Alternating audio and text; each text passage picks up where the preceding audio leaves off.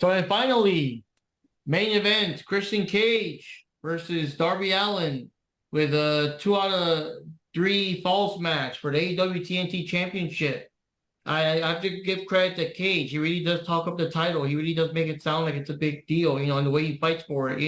So at least that's something to elevate. I mean, I think the TNT title was only elevated when I think when Cody and Brody Lee were champs, and Miro did a good job. But I mean, with Cage, there we go. It's better than when Sammy and Scorpio were hot potatoing it. You know what I mean? Is it weird that I forgot that Scorpio was the champ at one point? Like I know legitimately, I remember him having the Lakers belt because I thought it was a cool design. But gun to my head, asked me to name anyone he fought for that title, I could not. It was mostly Sammy because it was just a hot potato thing. It was annoying. Oh yeah. But anyways, what can I say? Yeah, it was a good match. It was pretty intense. I remember mostly the stuff near the end because it was getting crazy. It was getting violent. Christian like tore off like most of the ring, exposing like all the boards and stuff under it. And he was trying to slam him face first into the boards and doing all kinds of shit. And then Christian, don't forget the step spot. I have to remember what did he do? He literally picked him up. They were outside the apron, and he had the steel steps set up. And he threw him on it. He just launched him on the fucking steps. Yeah, he threw him on the steps outside the ring. Yeah, I was like, oh shit. And then I believe Christian already won the match, but he still wanted to keep beating him up with chairs and shit. And Nick Wayne came in. There's a lot of stuff. First, Nick Wayne came in and was acting like he was gonna help, Darby. And he fucking turns on him and starts beating the shit out of him too and everything. And then he started even, like doing a thing where I guess Christian's holding up Darby so that Nick can throw shots at him, which I kind of don't understand why he hates him or whatever, but I guess Nick is now with them. And Sting shows up. It's gotta be Sting! Whenever Sting shows up and he gets clobbered and they're gonna hit him with the chair. And then of course what everyone knew, because internet secrets no longer exist, Adam Copeland, formerly known as Edge, shows up. I like how they did it though, because it was like to the absolute last. They showed this video of the car or whatever. They showed the thing. His name is not shown. There's a lot of smoke. So even then, it's like the suspense. Like, dude, is it him or not, or who is it? Until the smoke clears and finally you see the dude there. And yeah. So he also actually is gonna work with Christian Cage and use the chair to beat up Sting, but no, he starts attacking them instead and everything. And to top it off on Dynamite, this past Dynamite, Edge came back and he talked all his whatever, but bottom line, he wants to end his career alongside Christian so they could team up and be buddies again and all that crap. And Christian still told him, go fuck yourself. So you're gonna see where that goes. But I do like the scrum where he was mentioning like dream matches against like Moxley and Samoa Joe and Kenny Omega and all the people that he's never had to wrestle against like in WWE and stuff. So that's So anyways, thoughts on the whole shebang and debacle? Ninja, you want to go first? Yeah. Well, for one, Christian is being a lot more he's being a hell of a lot more violent than normal. Like even back in his WWE days, he was not this bad. Like it's really turning out to be something, and I'm actually kind of liking it. But yeah, it was actually a pretty rough match. Like he was beating the dog snot out of Darby, which doesn't really take much. He kind of does it himself. Like, it's bad when Sting had to jump out and go, all right, buddy, I got my bet. You get the hell out from my friend. Like, it's bad when they have to call out Sting to stop him. And so, yeah, it was a pretty crazy ass match. I got to give it to him. And then now with, Adam Copeland showing up, yeah, it's only probably going to get crazier from here. But yeah, otherwise it was a good violent match where Darby got stomped and he more than likely probably liked it. So yeah, that's pretty much all I got on that one. Yeah, I remember this is when my broadcast kept cutting out on me, so I missed a lot of stuff. So the flow, I was just sitting. I had no more muffins, but that's how I felt with the rest of this broadcast. But I couldn't see some of it. I had to go back and just rewatch it by one time and stuff, and it just isn't the same as watching things live. So for the rest of the match, it's pretty much not much of an opinion. As Mark witnessed, because I was yelling at him.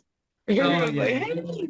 Well, what do you think of Adam? Oh, but what do you think of the returning? thing on Dynamite though, Wendy? You could kind of give your quick thoughts on that. Let's see what happened again. Got to go back. Still trying to. What do you think about Adam Copeland showing up on AEW Edge, formerly Edge? Oh no, I'm sorry. Yeah. We got these nice talents here, including Edge. Oh wait, Tony, give me excuse me. I mean Adam Copeland. That was funny. When MJF slipped up. Oh, with the going back just straight back to the pay-per-view with that, I'm still pissed off that I didn't see it. I kept trying to replay it. I kept trying to play it, and I see the smoke. I see Edge come in. Then all that other stuff. I thought that was so cool, and I don't know. I just think it's interesting that they have them back. Oh. And for me, I'm glad. I like that Adam is back. I mean, Edge is back. I don't care. He's Edge. He's been edging me for like the past 20-some years. He's a rated R superstar, and that was a missed opportunity. And I said should have had JR say that. No, it's Tony Chimmel. I wish they bring back him just to do just for Edges, just so rated R superstar. Well, that's too with JR. Really good that pressure accent and King Ashley there, so that's why I said JR, you a missed opportunity. You can do it. Come on. I know you. And what surprised me was that WWE was never able to patent that. So because I was surprised, I was like, "What the fuck? They still own the rights to that expression?" But I mean, the song that he comes out to is a Alter Bridge song, and he's friends with the singer of Alter Bridge, so that's why he's able to use that song. Also, well, I mean, the title of Rated R Superstar. Oh, well, that's a nickname, though. I mean, I guess you can't really. I don't know. I guess. I guess. Trying to trademark it now. Get the patents or the trademark for that. Also, here's a little Easter egg. A lot of people may or may not know. At the beginning of his new theme, you hear a voice say, "You think you know him?" It's a woman. That's actually Beth Phoenix doing that. That's Beth Phoenix. Yeah. Mm-hmm. Yeah, they're still married. And they asked him in the scrum. He hasn't completely ruled out that she may appear eventually, but right now he's just working on, building himself up first and everything. But here she's going to be called Betsy Chicken. Oh, God. Anyway, the thing with Dynamite, I didn't imagine him, going around and talking and, what he was saying to Christian. And even with, for WrestleDream, I like the emotion behind it. And when what's name on Dynamite gave him that hug and then Christian said, "Go F yourself." I mean, that really hit me in the emotions. Wow. Mark was my witness to that. Yeah. You were like, I feel some kind of way. Like, I know it's all wrestling and stuff, but it made me feel some kind of way. It got me in the feels. Yeah, it really got me in the feels when he did. Like, it's kind of like having that best friend that did something really screwed up. And it's like, you're still cool with him, but you're kind of hating him right now. It's like, dude, I love you, but fuck you, dog. It's one of those type of things. I have my opinions, but I'll let John just go quick side tangent because she wasn't at the pay-per-view. But what do you think of the new the timeless Toni Storm and her acting and stuff too? That was crazy right there with her skits and everything. The way she keep throwing shoes and everyone wants to fucking win an Oscar. It's like, y'all there to wrestle or you're there to try to get nominated? I love it. I love that they're finally doing something with Toni because it's like it feels like forever. It feels like they don't know what they're doing with her, and then it feels like they finally are on the track of let's just make her a crazy prima donna, and I'm like, okay, I'm cool with that. All right. On Wednesday, the segment they had on Wednesday night, this past Wednesday, it made me think of, she reminded me of an Agent Joan Crawford. That's what she reminded me of. That's what she's going for. She's going for like that old harlot who's been past her prime, but she could still go. That's what she's going for. But literally, literally the guy who interviewed her literally said, "You're not even old." She's like, "You're right. I'm not old. I'm timeless." I'm like, she's not wrong. She's been wrestling. She has a 14-year career and the girl's like barely 30. So it's like, yeah. Thanks, European Circuit, for your lax rules. Anyway, Johnny, what do you think? And then I'll give my thoughts. Okay, so for this match, the only thing I remember is that Christian Cage, for some reason, super bad as well, just beating the living shit out of Darby Allin. That's all I pretty much remembered. It was like a beat fest, like it's just like non-stop, super aggressive, just beating the shit out of Darby Allin. And yeah, not too surprised that Darby Allin have lost because unfortunately, like what I said in the podcast, he just doesn't. He's a good wrestler, but to a degree, and he just doesn't have a lot of physical like strength.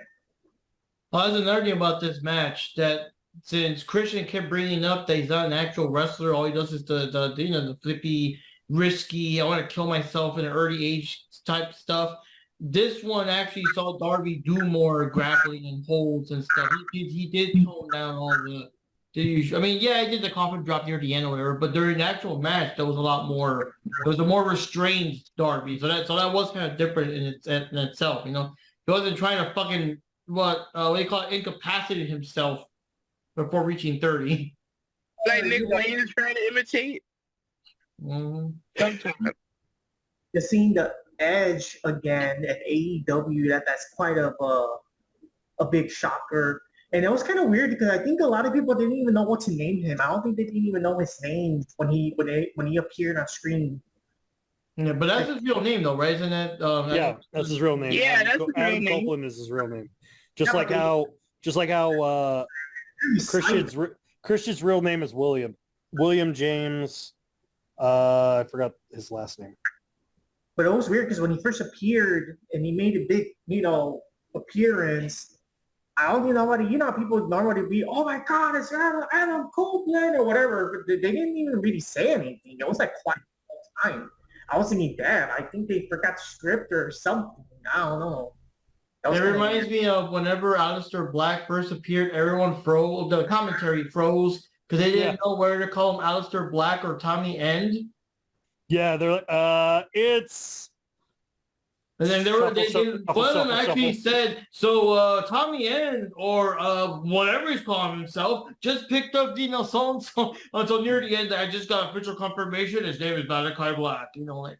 Well, for me, I love this is Christian Cage because like the Christian that most everyone knows is from WWE, but the Christian Cage character really peaked in like TNA when he was like a fucking asshole heel.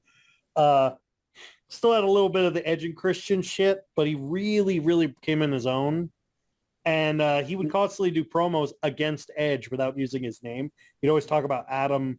It's like, oh, I'm here on my own to make my own legacy, while Adam is stuck he's stuck in New York being everyone's little chew toy to be beaten senseless. I'm here. And he doesn't have me to fall back on to pick up his pieces and all this shit, shit that he always used to say. He always used to do really funny shit too back in the day. But I love this older, newer, stoic version of Christian Cage because he's like, it's kind of, I get it. I get why he doesn't want to team up with Adam because let's be honest, the entire career of Edge and Christian, Edge has always overshadowed Christian. He has. I mean, as fucked up as it is, WWE never used Christian to his full potential on his solo run. But we all know why. It's because allegedly Vince McMahon did not like Christian's face. Yeah, he thought he squinted too much.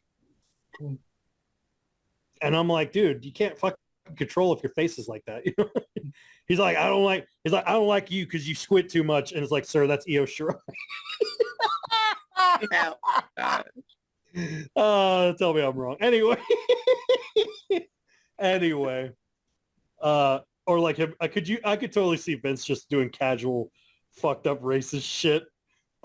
Like him going it's like, all right, I want you to go in there. I want you to go back in him a couple of years ago. I want you to go in there, and I want to book Shawn Michaels versus Junkyard Dog. Sir, that's Keith Lee and Adam Cole. Oh, perfect. Oh, Wayne's reaction is perfect. Oh, tell me you couldn't see it. Tell me you couldn't see it. I'm mad because I can't see it. I'm mad at that. I'm sorry. I'm flipping Going wrong. back. It's horribly wrong, but not inaccurate. It hurts so bad because it's true. Anyway, going back to the whole match itself, I loved seeing this kind of vicious version of Christian Cage that I missed.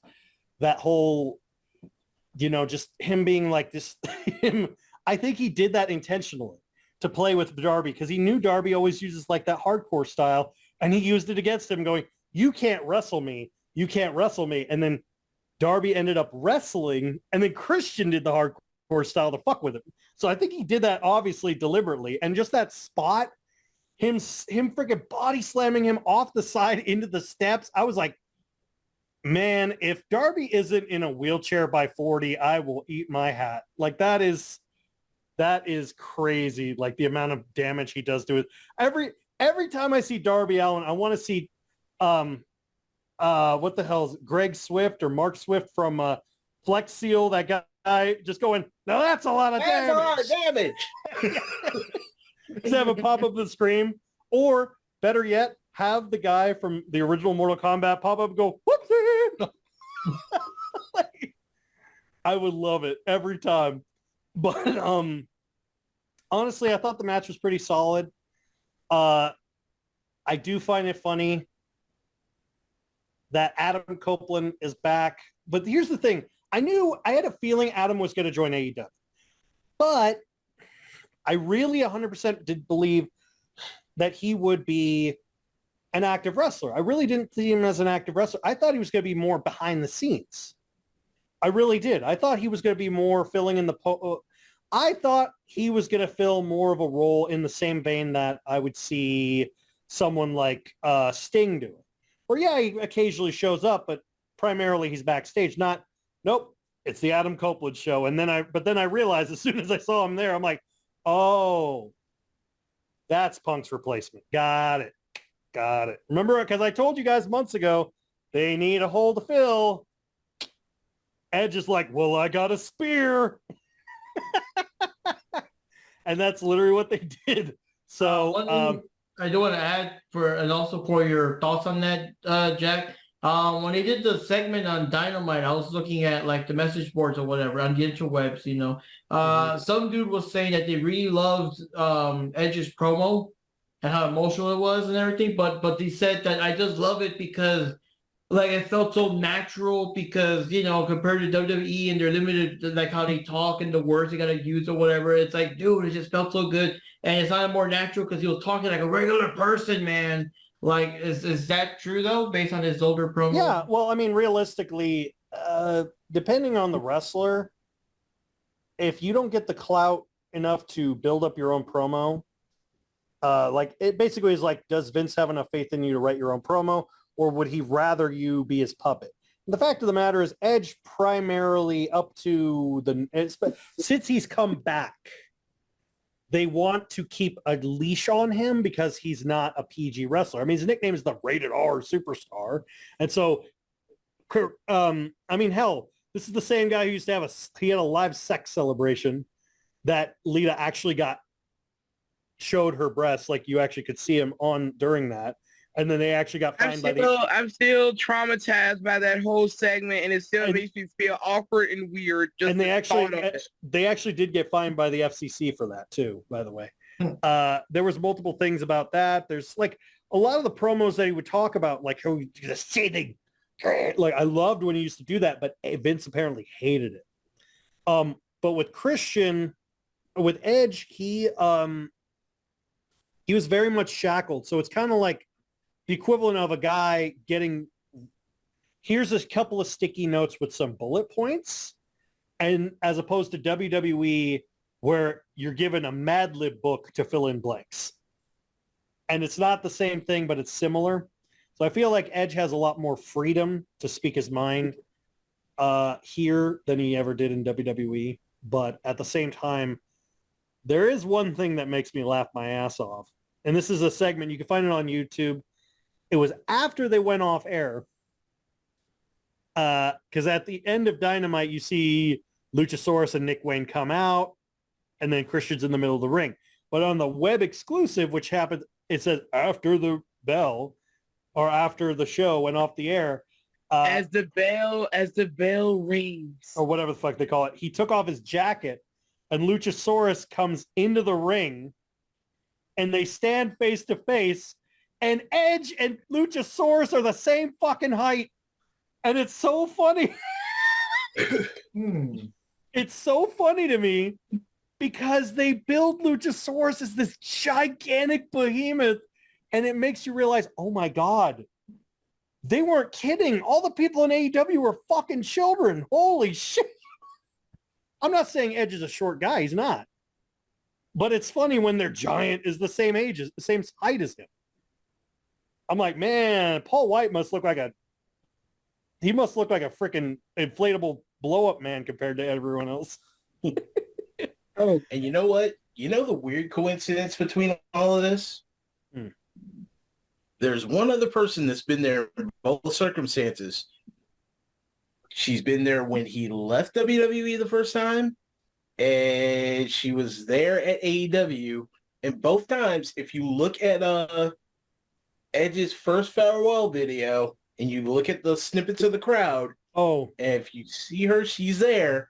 Aubrey Edwards is in both situations. Yep, she was the girl when Edge retired, and it zoomed in on the girl going. That was Aubrey Edwards. Yeah.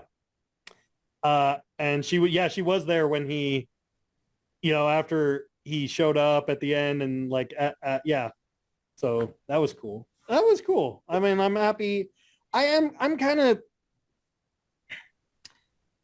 I've said it before. I haven't said it in front of the podcast, but I'll say it for the podcast. AEW loves to do the Hollywood route, which is why gamble? Why gamble and instead just not use a pre-existing property, but we can't call it this property, so we're going to repaint it and call it something else. He's the rated R super, literally, even during the media scrum, apparently MJF said, look at all the people we got in this roster that I could take out. The Edge, and then he said Edge. He's like, and now we got Edge, and Colin was like, he's like, Adam Copeland. He said it just like that. I'm like, also, I do find it funny that, just like I said before, we brought this up, Mark, AEW treats their storytelling like treats the audience like walking into Return of the King and never seeing anything Lord of the Rings. I would be very, very lost. No, exactly. Really, think about it. They're like, man, we have a 20-year career. We've fought and we've won every belt. We've done all this. We've done this. We've been here. We're the best. We did. And then I'm like, they don't fucking know that. Remember all the years we went through together? Remember what happened the last time we fought? No. It's literally like you turning on a movie and you going, them two characters are talking, they're main characters, and it's setting up for this big epic clash. And then the main villain goes, I'll never forgive you for killing Vanessa. And you're like, who the fuck is Vanessa? Wait, who killed her? It's like, I still have the dagger in which you slit my mother's throat. Wait, he did what with his mom to a what dagger? It's like, yeah, well, that's nothing compared to what you did to my dog. It's like, what happened? The fuck? What that All all I'm doing? thinking is Vanessa, why did you say that name? Yeah, Martha. Like that's what I feel like. I'm like, but the audience is lost. I'm like, wrestling is storytelling. Wrestling is meant to be, or at least production wise, it's supposed to be storytelling. And you need to fucking at least guide the audience a little bit to the history. Don't just tell them there's history. Now fight. This isn't Mortal Kombat. Unless you want to. Mortal Kombat's putting out more story lore than these guys are doing. Yeah, exactly. I'm like, man, I could be like, oh, this is why they hate each other. Okay, cool. It would have been nice to include. I mean, seriously, for for the more casuals out there. Yeah, I'd literally go like, they may not know how good we are as a tag team. And yes, we have a long history. And I know you've made a history here, but let's make something together. Let's do it again. One last time. Like then you could just like, people want to look into it? Fine.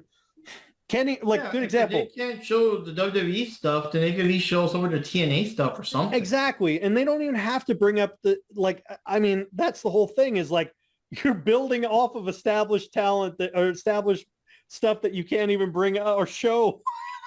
It's like, dude, just be like you literally could just be like, we were one of the best tag teams on the planet.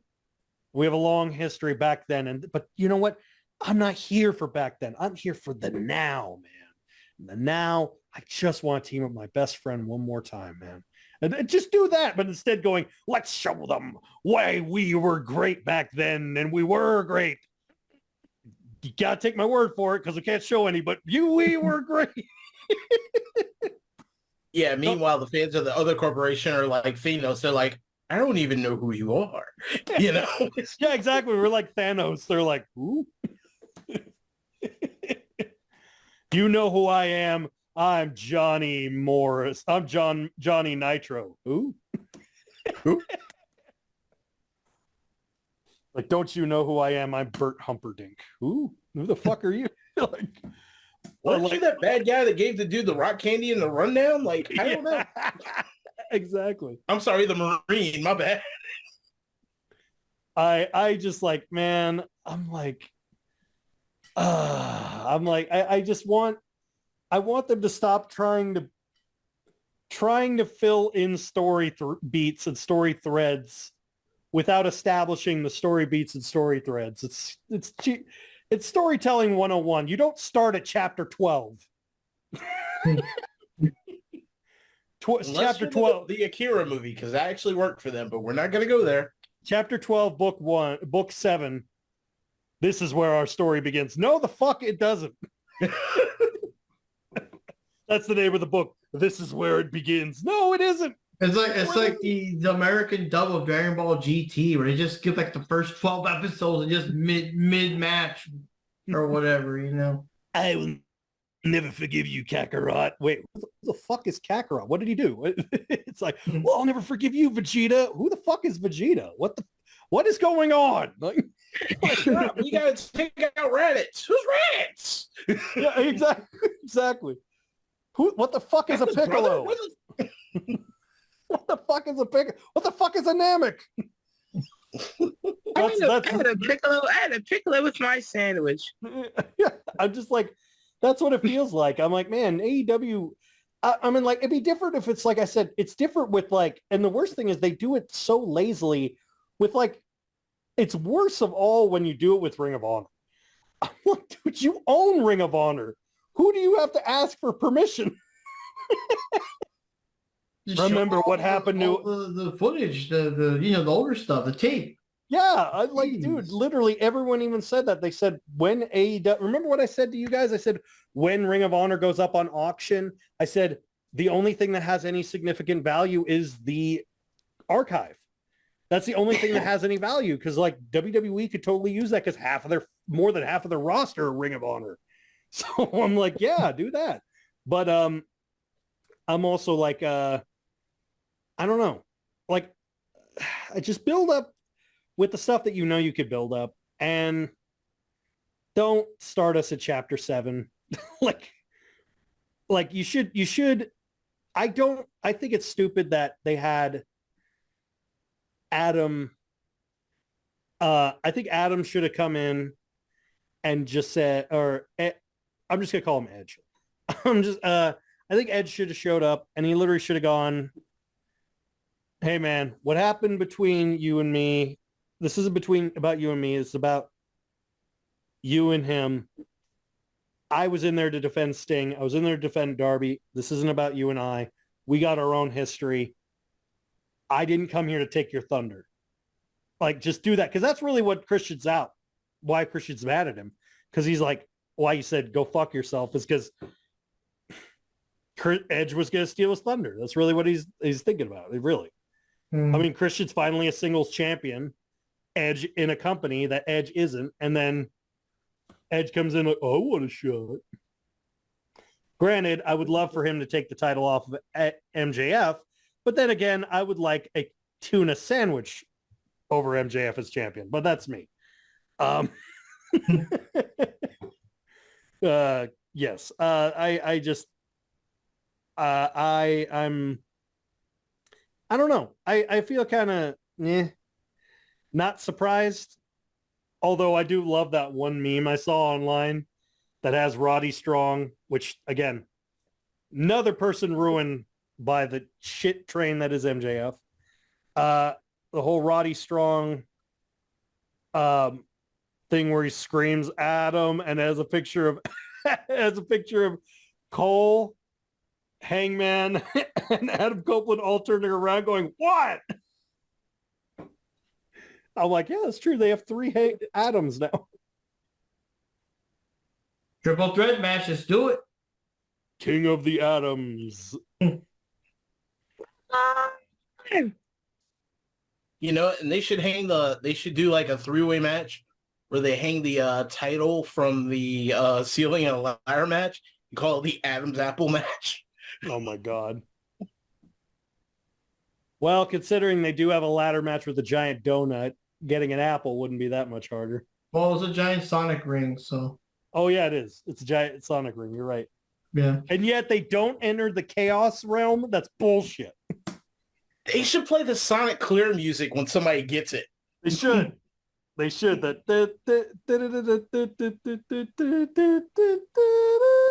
Okay. I would love that. So anyways, in the end, let me see here.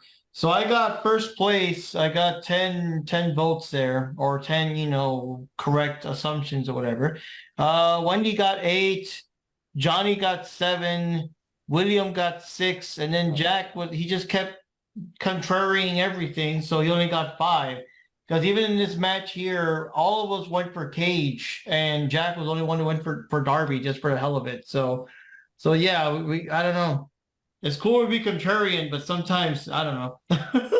But to be fair, like you said, some of the matches were ones you just didn't give a crap about. So Fair. But there we go. So Jack match. lost. Jack gets to proudly wear the Brochacho shirt. No. And dignity. No. Wait, we still have what was it? The Vicky Guerrero and Nyla Rose thing, or did you give away to Goodwill or something? No, I still have it. Oh my God. It's somewhere in my closet. You save that for like the Halloween episodes, right? Yeah, basically. I have it somewhere. I can't remember where I put it. It's somewhere in my clothes though. So any closing thoughts, guys? I mean, I like the pay-per-view. It was pretty good. It's like what I told Wendy. It's like on paper the matches are kind of like, okay, yeah, so it sounds good. But actually watching them, almost all of them were entertaining in some way or another. Even the one I didn't care about, Starks versus Utah, was at least entertaining because Moxley was cool on the mic, on the commentary. But yeah, I mean, it was a pretty good show. It was one of the better ones. Yeah, I gotta admit, like on paper, this card looked like shit. I'm not even gonna lie. Like it looked like a crap card, but there was actually some decent wrestling on there. despite the pregame match and that one other match, it was actually a good match. Like it's actually funny because that's actually one of the pay-per-views where a tag team ran a match that was so good in comparison to their previous pay-per-view. It was so good, it made me mad. I didn't know I could feel that type of emotion. I'm like, this is great. Holy shit, I'm pissed. Like, I never thought I could be angry and happy at the same time. This one actually did it. So, yeah, overall, it was still a good pay-per-view, but bottom line, fuck MJF. All right, to Wendy. Oi. Oi, oi, oi, oi, oi. All I have to say is, I like this wave. I like I said, was it last week? My expectations weren't very high, but there were a few highlighted matches that I thought were pretty cool. But I think the highlight for me, even though I couldn't see it like properly all the way through, is the Edge and Christian stuff, because I just like the idea of them working together again because it's been so long. I mean, even though they're gonna be working against each other, I still like the idea of that. But I think this WrestleDream wasn't as it was okay. It was better than, in my opinion, All In. In some ways, I think it's way better than All In, despite what Tony Khan keeps saying.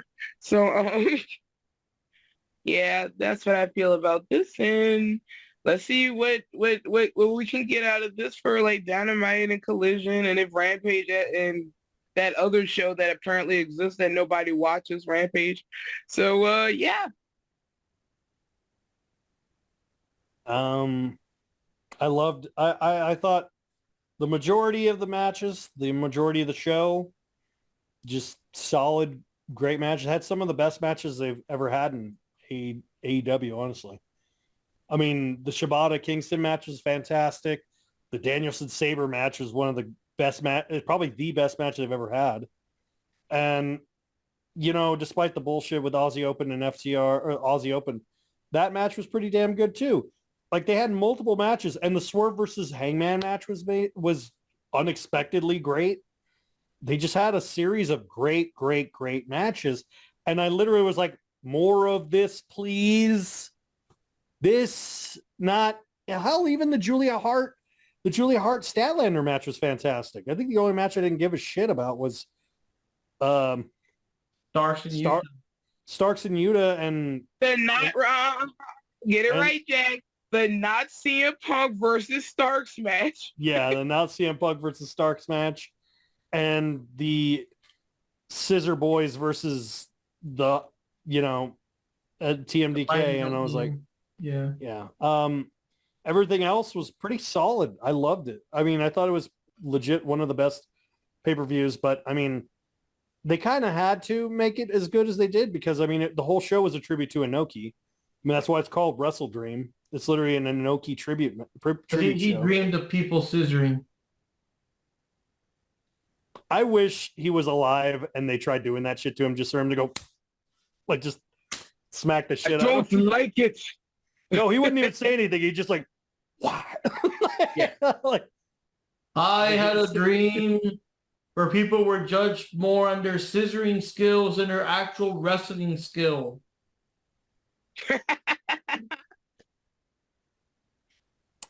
no. Yeah, WWE had a dream like that too. It was called DX.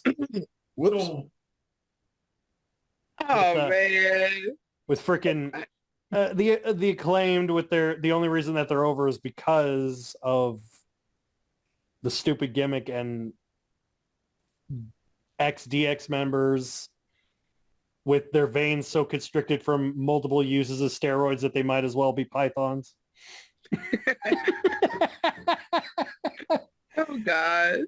I'm like, anyway, but honestly, like I said, I loved the show. I thought it was great, and I wish they would do more shows like this, but wishful thinking.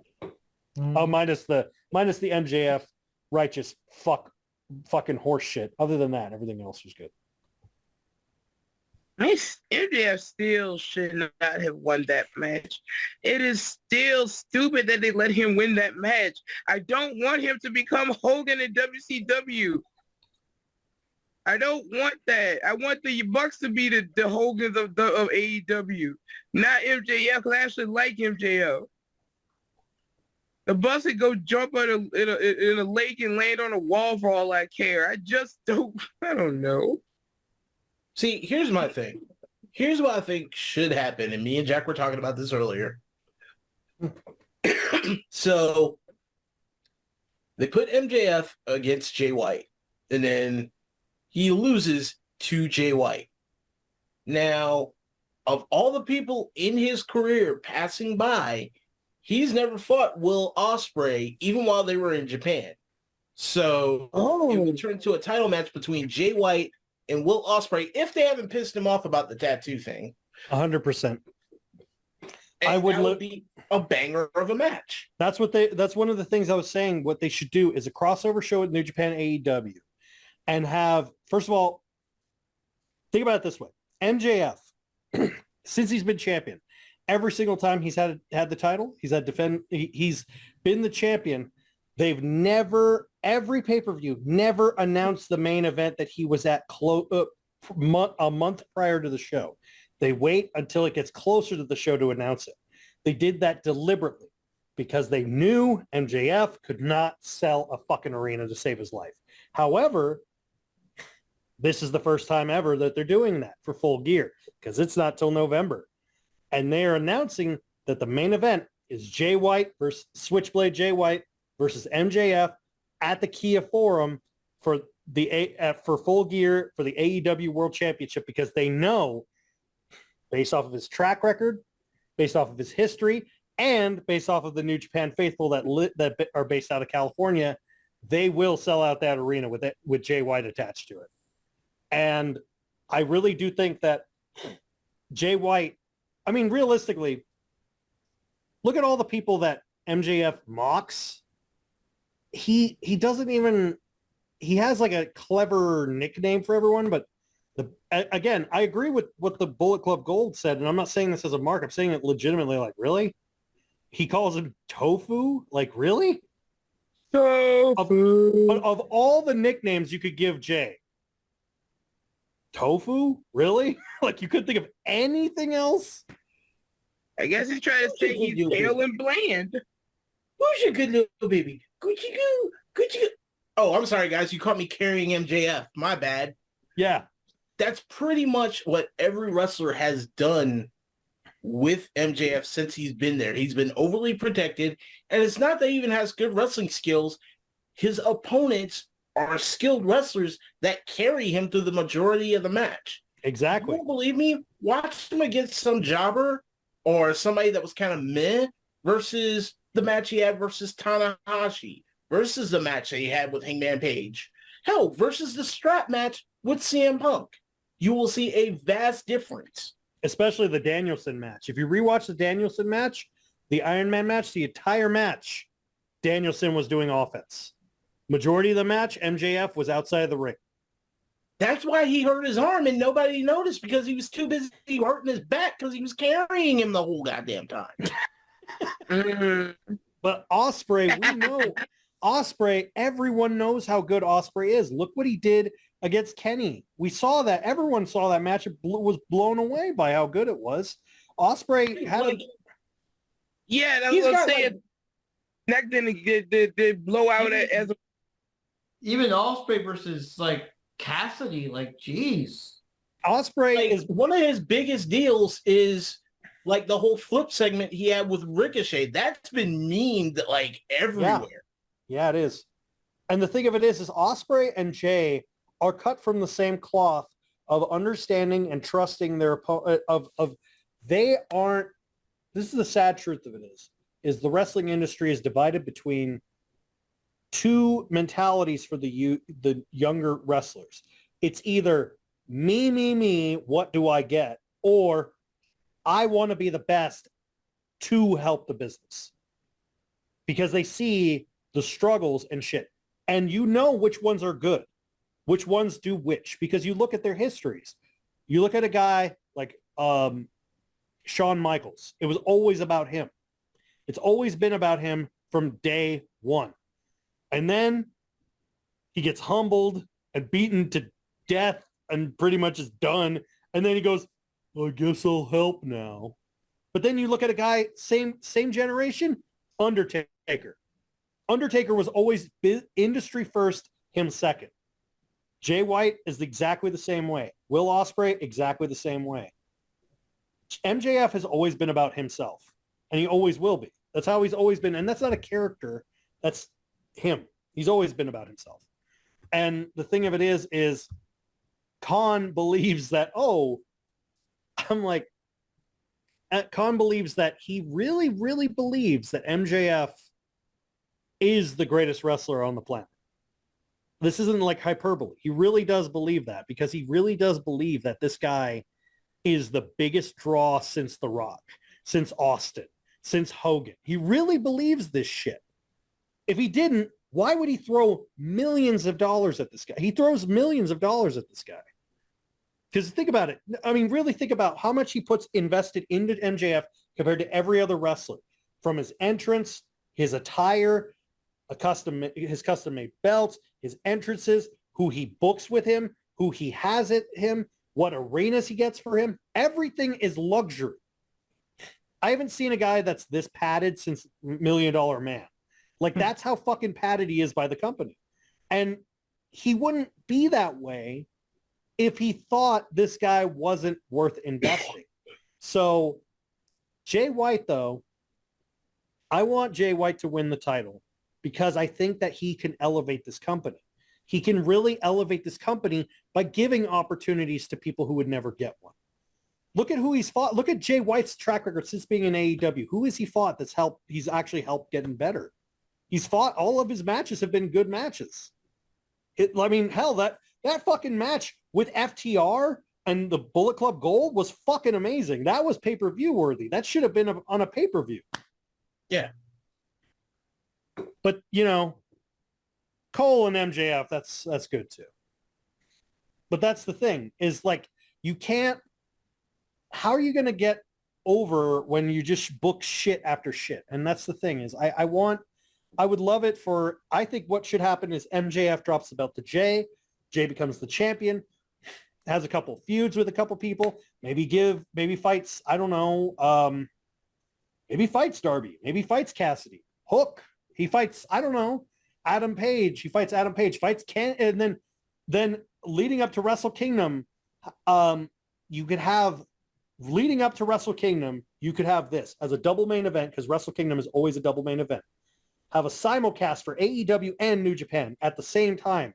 Double simulcast, because they've done it before. Have the main event be Jay White for the AEW World Championship, defending it against Will Ospreay. Two internationally known, well-established talents worldwide. And then have whoever the IWGP champion is versus Kenny Omega.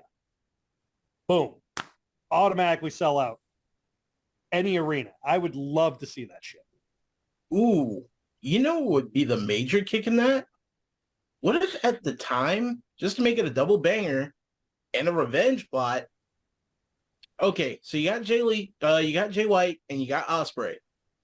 Now, Kenny versus the IWGP champ at the time, who happens to be Okada. You could do that.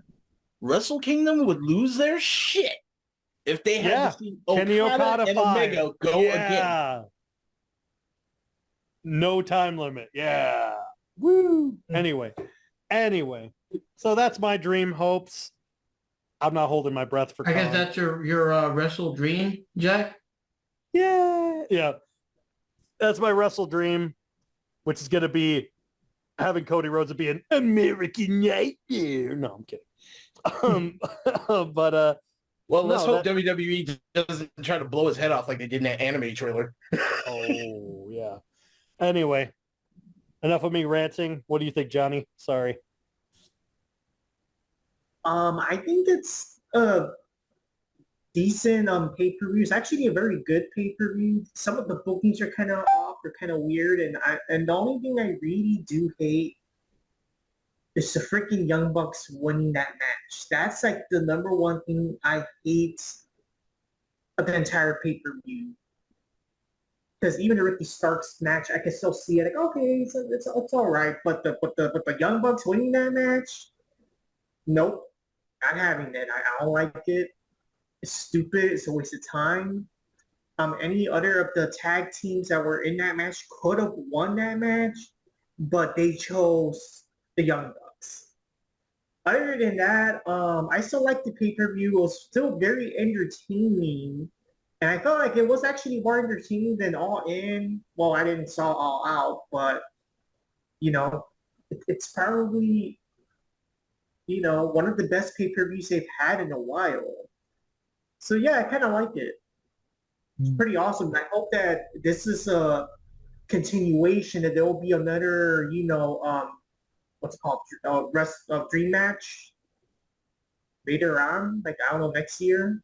Yeah, it looks like they're gonna be doing that. So I think isn't this month what's it called, the last battle for Ring of Honor? 'Cause I think we're gonna have the Ring of Honor last battle, Full Gear, and it sounds like for November or December, one of them, well, whatever month they don't have a pay-per-view, they're gonna make up some other bullshit pay-per-view. So I guess we're still strapped in for 3 more months and everything. Seems like it. I I know just the wish next one is that full. I come know the next next one year. is the next one's Full Gear. Mhm. But what's the one after that? Isn't you said there's probably a Ring of Honor last battle, and then apparently in December they're gonna make up some other new pay-per-view. So the name is whatever, we don't know yet. Just like how WrestleDream also just came out of nowhere, that kind of shit. So I don't know, man. Next year they gotta start cutting the prices in half, or they gotta start releasing. I think by now, well, what are we on? We're like 3 years now, 4 years now. There's 4 years. enough. There's enough. Just every episode of Dynamite, Rampage, Collision ever, at all the pay-per-views. There's enough, content for that for AEW, whatever. But will a streaming service want to make it? That's the key. Well, I mean, they can fucking buy it and make it. You know what I mean? Like, No, I know. I'm saying like it's more of like a matter of any company backing it. Because it's like I don't know if anyone would be willing to back it right now because I mean, if it's anything close to their video game. Oh God. yeah.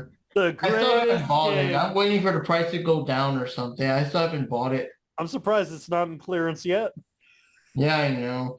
Because even the online, apparently there's no one ever online. I'm like, wow. Oh, well, that doesn't help. Well, it's okay. If I ever buy it on clearance and you buy it on clearance, we can play against each other. I'll check later on what's it called, PlayStation, to see if they got DLC yet or whatever. I'm sure they would. But... They have. I know they have the Stadium Stampede. I know that's on there. Yeah, there's the Stadium Stampede, and they just put in the Hookhausen DLC. Oh, So now they have Hook and Danhausen to the roster. geez, where's my wallet? Like, well, why didn't y'all say so? Yeah, I know. I mean, right? they're cool and stuff, but They should have a mini game. They should have a mini game like they did in the original Mortal Kombat where you break the board, but instead, or like how you hit the car in Street Fighter, but it's instead how many hits to take to make Moxley bleed. that won't take much. But instead it's like the mechanics of the breaking the wood. Yeah. Sorry, you didn't hit him enough to make him bleed. You lose. Like you do, test your might. He's like in the corner, and they've got Darby Allin with a skateboard. Just... Yeah, he's like, have Nick Gage with a pizza cutter. Oh. Yeah, and then like if they fail, they throw a bomb at him and have him freak out. But then it just fizzles out like they did with the. With the And then they fucking could have a mini game where like the Bucks pick out which stupid equipment to duct tape to their shoe. But it would be cool though if they kept going with the game, because I don't know what they're doing, but I would add DLC of Copeland, or give it a month or so that he's had actual matches, but Copeland, if they have regular Julia Hart, then add the darker version of her, add the updated version of Statlander, who else? Oh well, I'd be scared to see what a cartoon Soraya, version of Edge would look like. yeah, Oh, creepy. Soraya, Tony, Ruby, all the people that joined since, you know, Yeah. like. Yeah. So I of course agree. that's me. And hell, any permission they have of those people like Suzuki and Tux, you know, what's Kesta, his yeah. name? Yeah. That was the person who wait, Oh, Takashita, Shibata, Ibushi? there you go, Shibata, Shibata, and yeah. like them, you know what I mean? Like, or Ibushi, since he's in there now too, you know, all them, you know, Yeah, there you go. Kingston, even Kingston, because he's getting more respect, so you know. Yeah. But anyways, guys, I think that kind of wraps it up for now. We've kind of gone over, and there's going to be another four-part episode if we keep going on. But bottom line, pay-per-view was for the most part fun, and it was way better what it looked like on paper and stuff. And as always, you know, we'll be here. The next event they have, either Ring of Honor or AEW, we'll be back. We'll do our predictions, we'll do our reviews, and of course, any news of wrestling, regardless if it's AEW or not, we'll talk about it. So on behalf of Diamond Cutter Wrestling Podcast, America's #1 cure for insomnia, this is Mark Rodriguez signing off. Ninja Panda 1980. I'm out of here. Jack Knives from Jack Knives Reviews. Check out Jack O'Ween this month on my channel. Yep, the link will be in the comments below. Check it out. It's Johnny Rodriguez, guys. See you next time.